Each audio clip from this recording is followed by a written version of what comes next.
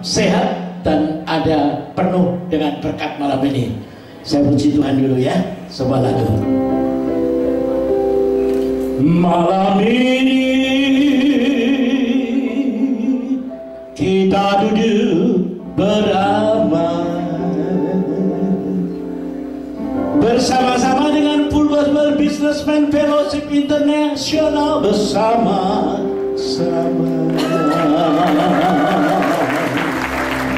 Disinilah saya menyanyi,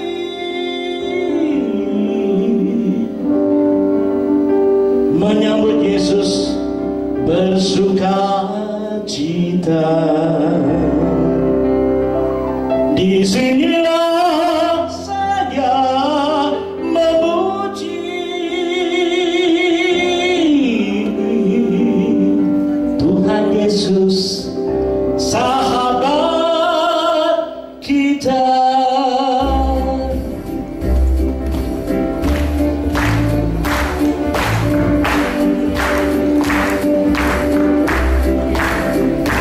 Kalau tidak karena anugerahnya, tidaklah saya nyanyi di sini.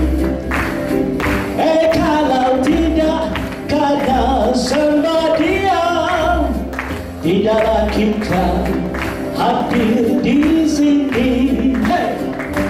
Malam ini, Tuan dan Nyonya kumpul bersama, tak memilih gereja. Disinilah pria-pria mau bersaksi di hadapan keluarga, anak dan istri. Disinilah pria-pria mau berjanji bertobat jadi achievement sejati. Tuhan Yesus, Engkau adalah gembala yang aku percaya. Engkau memberikan kami yang hijau dan kami mensegarkan jiwa yang malam hari ini. Kita berbahaya bersama dengan Allah.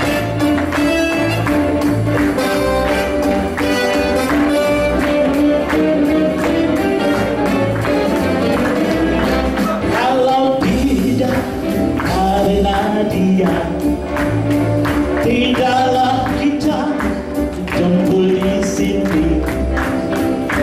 Kalau tidak karena anugerahnya, tidaklah kita nyanyi di sini.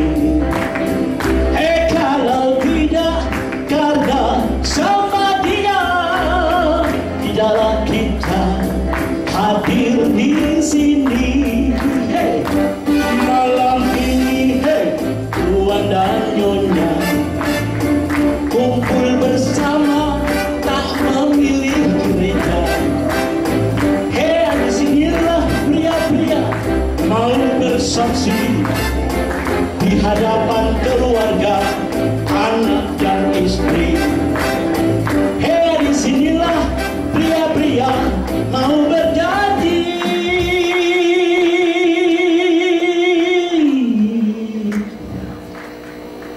bertobatlah jadi achievement sejati.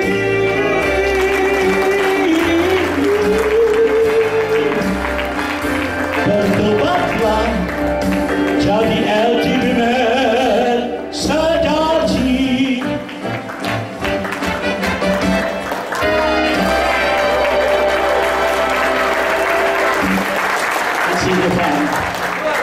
Malam ini ada sukacita ya?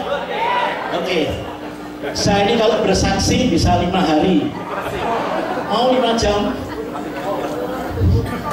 Untuk itu karena menyingkat waktu, saya kemas dengan luar biasa.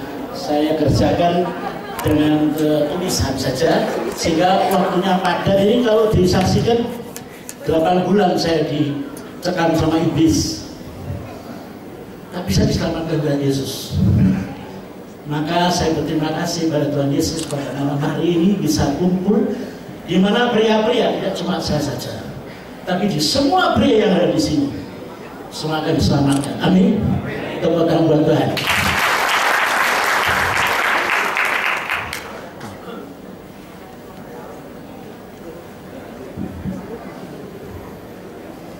Sudah semua cari 66 tahun besok lalen. Baik. Oh, udah. Pada malam ini saya bersyukur dapat berdiri di hadapan Bapak Ibu dan dalam keadaan sehat dan sukacita. Amin. Dan saya ucapkan terima kasih kepada Pak Hartono. Oh, di sini ya, di sana. Rohnya pindah sini. Dan teman-teman FGP yang luar biasa. Saya lihat orang-orang FGP ada sukacita, rohnya beda ya. Saya tidak pernah lihat bersu gitu, selalu senyum. Maka itulah tepuk tangan buat FGP pada hari ini. Dan kalau bukan karena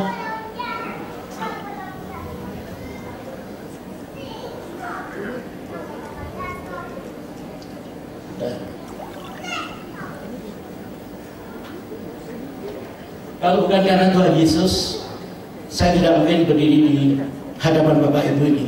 Saya sudah mati. Tapi justru karena Tuhan Yesuslah saya bisa bersaksi di hadapan ini dan saya bawa kesaksian ini kemana-mana, karena supaya menjadi sesuatu pengalaman yang sangat berharga, dimana kalau menimpa sesuatu pada saya pada suatu saat Anda akan bisa menangkalnya. Saya namanya Yudi Krisdianto dari Fulgabut Yogyakarta. Saya diangkat jadi Presiden Mandarin Chapter dan saya datang kemari bersama dengan istri saya dan anak-anak saya. Tolong berdiri ya. Istri saya tidak bersukacita kalau saya bersaksi, karena di dalam rumah saya jadi kepala, dia tidak mau jadi ekor selalu, dan dia ikut juga ekornya, bukan ekor tetapi di samping saya. Amin. Para ibu-ibu juga ada demikian saya kira ya. Di mana suami, kemana bersaksi, dia bersama dengan saya menguatkan.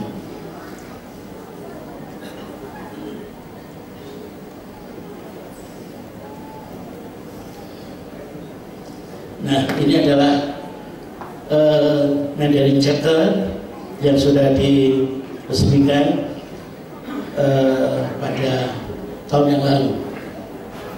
Kisah nyata ini mulai pada tahun 1989.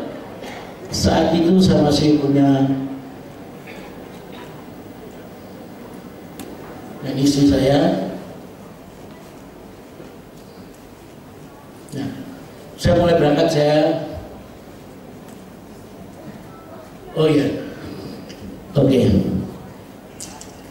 berangkat dengan kesaksian saya pada 1989. Saya saat itu kepingin mempunyai sebuah restoran. Setelah saya usaha toko emas berhasil, saya ingin punya restoran.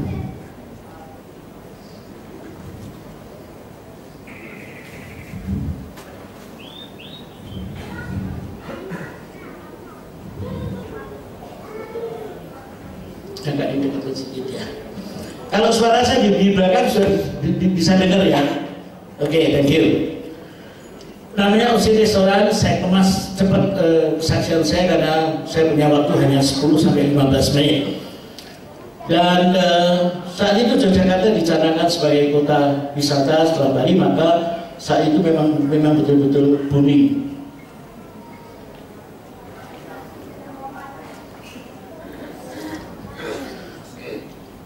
Pada saat itu saya belum mengenal Tuhan Yesus, karena saking manisnya dan berhasilnya restoran. Saya waktu itu di sekolah Mandarin atau di sekolah Tionghoa, tidak pernah mengenal sedikit pun ada Tuhan Yesus. Jadi saya ini merasa diri saya adalah Tuhan sendiri, sombong dan tinggi hati.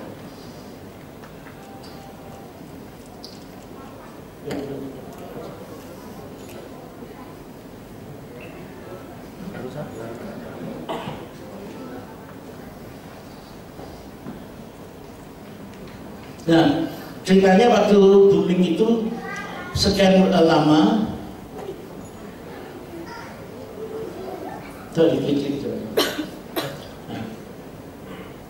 tahun 2002 ada bom Bali yang merusak pariwisata Indonesia, dan disitulah restoran saya tiba-tiba sepi. Kemudian saya merubah restoran tadinya yang booming tadi menjadi karaoke restoran, dan dimana minuman-minuman keras yang saya mulai jual saat itu. Nah, saya merubah restoran menjadi hiburan. Maka di situ adalah tadi putri-putri yang cantik tadi itu adalah melayani daripada tamu-tamunya. Disitulah celah mulai masuk di dalam kehidupan saya. Nah, kehidupan celah itu membuat bahwa iblis itu dia mulai datang. Dan kita tahu bahwa di manapun berada, iblis itu selalu ada. Dan ditanya sama Tuhan pun dia jawab, saya mau menjelajah ke bumi dan saya mau mengerjain manusia. Nah, kemudian tragedi lebih maju lagi adalah berselang sebentar, tidak lama kemudian ada seorang teman saya memasukkan seorang karyawan namanya Denny, umur 35 tahun, dan pada saat itu dia masuk, tapi saya tidak tahu dia adalah dari murid aliran sekte iblis yang ada di perguruannya di Malang, di Jawa Timur.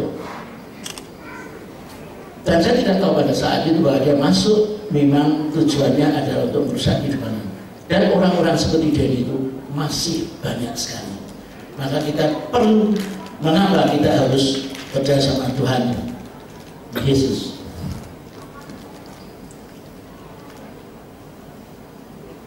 Nah, iblis menjara bunyi dan dia mulai membelenggu kehidupan saya. Tadinya hidup saya ini biasa, tapi dia adalah pemecah belah. Saya dengan istri saya dengan anak-anak saya, dengan cara namanya gendam. Gendam itu adalah satu perbuatan yang dimana roh itu memecah belah kita. Sehingga saya dengan istri itu dijauhkan. Dan sering pertengkaran itu terus dijadikan menjadi satu makanan setiap hari, dengan anak-anak saya juga dicerai-beraikan. Sehingga dengan cara dia, karena dia menggunakan dendam, dia sering sekali membuat hati saya jadi terpancang kepada dia. Daya tarik dia itu untuk saya menjadi sahabat, sehingga makin dijauhkan dengan keadaan kehidupan yang sebenarnya.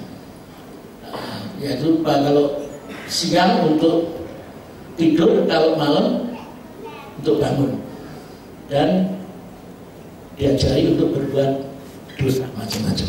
Nah, itulah iblis mulai masuk.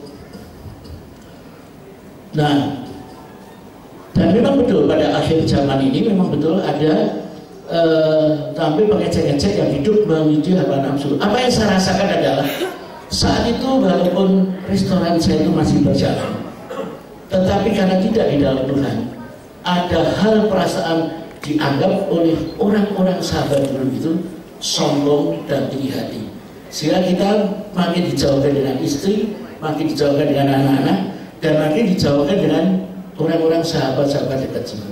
Jadi dia membelenggu kehidupan saya menjadi selalu hanya sama dia. Nah, di situ dia menghabiskan harta seseorang. Nah, ini sangat hati-hati karena saya mengalami, dan bagaimana seterusnya. Nah, memang itu ayat dibenarkan bahwa iblis adalah pencuri dan Tuhan adalah penolong kita. Lanjut. Nah, seperti perasaan begini, muka orang itu 35 tahun namanya Denny itu potongannya ganteng, muda, cerdas. Tetapi di sebalik itu dia punya hal-hal yang menyangkut itu, kejahatan itu membuat kita ini jadi harta habis, jauh dengan istri, jauh dengan anak-anak, bahkan mau pergi dari rumah itu bisa tidak pulang seenaknya sendiri. Nah, inilah iblis bermuka manusia. Terus Nah, pada saat menjerat dengan saya, dia seolah-olah mengambil alih seluruh kekuasaan. Padahal saya kan yang punya, dia kan seorang supir. Tapi dia seolah-olah bisa membuat sesuatu kita lupa, sehingga kita ini yang harus memutuskan sesuatu, akhirnya apa-apa harus tanya sama dia dulu baru diputuskan. Dan kejahatan seperti itu tidak bisa dibuktikan secara hukum. Betul kan? Tidak bisa disebutkan hukum.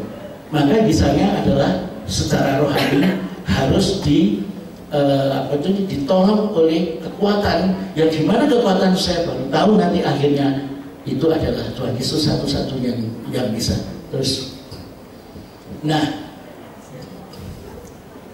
pada saat saya sudah terbelenggu, jauh dari istri, jauh dari orang tua, anak-anak saja, saya hidupkan menyendiri.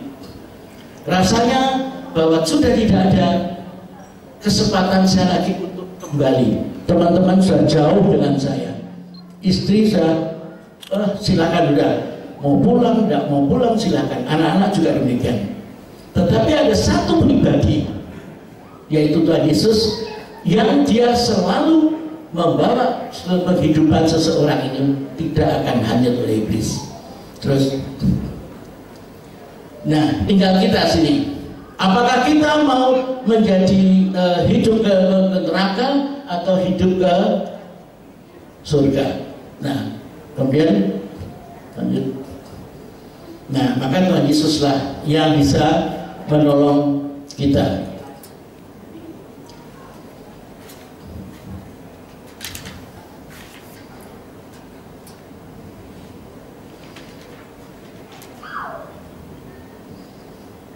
Pada saat saya ketuk pintu surga, pada saat itu adalah saya bisanya cuma tengah malam, saya menangisi diri saya, dan saya sudah jauh dari rumah. Saya hanya berdoa di atas halaman di sana, sama dengan siapa satu pribadi yang bisa menolong saya. Pada saat itu, kalau saya mati pun tidak ada orang yang tahu, dan mati pun tidak ada yang potong saya. Jadi saya pikir pada saat itu saya punya rumah, saya punya istri, saya punya anak-anak seolah jauh, dan saya sudah tidak ada gunanya lagi. Nah, pada suatu saat setelah saya sekian lama berdoa, tapi saya belum tahu kepada siapa saya harus minta tolong. Tiba-tiba pada suatu malam itu terkopoh-kopoh seorang pembantu saya, dia mengatakan, Tuhan, tolong bangun Tuhan. Tapi waktu itu saya tidak mendengar apa-apa. Baru keesokannya mengatakan, Tuhan, tadi malam saya melihat ada sesosok orang yang tinggi berbaju putih dan berambut panjang dan berjenggot masuk ke kamarnya Tuhan lewat kaca jendela. Sebetulnya apa yang terjadi Tuhan? Pada saat itu saya tertidur dan saya tidak tahu apa yang terjadi. Tapi begitu pagi-pagi pembantu itu mengatakan pada saya. Nah, saya pikir kejadian tadi malam itu apa saya juga tidak merasakan sesuatu. Tapi saya bangun pada jam 12 itu, saya merasa badan saya itu segar sekali. Beberapa saat setelah saya terbelenggu itu, makan saya tidak teratur, tidur tidak teratur, kerja juga tidak teratur. Bahkan saya mengkonsumsi obat-obat terlarang. Ya, pergi kadang-kadang ke diskotik, pulangnya juga sampai esok harinya, siang hari. Jadi saya tidak tahu apa sebetulnya yang terjadi di diri saya. Hanyalah Denny itu yang tahu.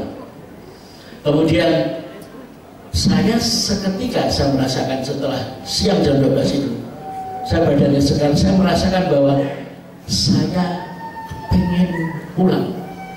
Saya kepengen satu-satunya yang saya pikirkan adalah saya ingin ketemu istri saya dan anak-anak saya. Sebelumnya saya tidak punya keberanian untuk mau pulang. Tetapi saat itu saya tiba-tiba punya keyakinan saya mau pulang. Nah, setelah saya pulang, saya jongkok di hadapan istri saya di rumah. Saya nangis dan saya mengatakan, "Mah, ampuni dan maafkan saya. Maukah engkau memaafkan saya?" Yang tadi saya pikirnya istri saya mestinya marah tapi ternyata istrinya itu nggak tahu betapa baik punya seorang istri sendiri. Saya dirangkul dan katakan, udah papi, nggak apa-apa, aku memaafkan kamu. Tepuk tangan buat Tuhan Yesus. Dan hari itu juga saya merasakan suatu kelegaan yang luar biasa. Nah, sosok pribadi yang menolong adalah sosok pribadi yang orang yang besar, pakai jubah putih, rambutnya panjang, dan tentunya itu Tuhan Yesus. Nah, satu hari kemudian Yesus, saya ngajak anak-anak saya semua dengan saya masuk ke gereja pada hari Minggu, yaitu di gereja GKKD. Pada saat itu pertama kali ya saya masuk gereja pada 2002. Tepuk tangan buat Tuhan Yesus. Di hadapan jemaat gereja saya menangis bersama istri saya, rangkulan nangis, dengan anak saya menangis sama-sama, kita berangkulan. Nah, disitulah saya merasakan betapa besar kekuatan Tuhan. 2 hari kemudian saya didatangi teman-teman lama. Saya diajak pergi kemana? Saya dijemput untuk naik mobil. Ternyata saya diajak ke Purworejo. Kota Purworejo tahu? Nah, di sana saya diajak, ternyata diajak makan malam seperti ini di sebuah restoran yang besar seperti ini, dan acaranya dinner pagi seperti ini. Ternyata yang membawa saya itu adalah orang-orang full gospel man dari Yogyakarta, yang pada saat itu saya belum tahu juga full gospel itu apa.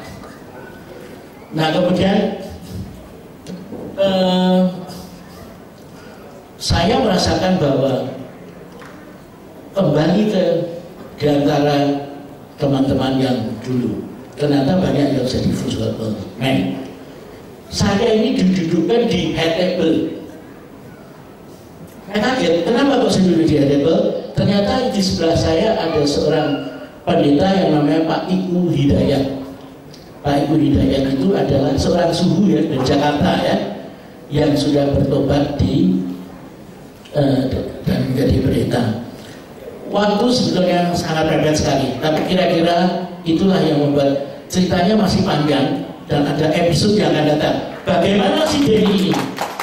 Kan Denny belum mau pergi, masih bercokol di restoran. Bagaimana Tuhan Yesus membuat dia pergi, masih ada ceritanya. Kita buat episode yang akan datang. Tepuk tangan buat Yesus.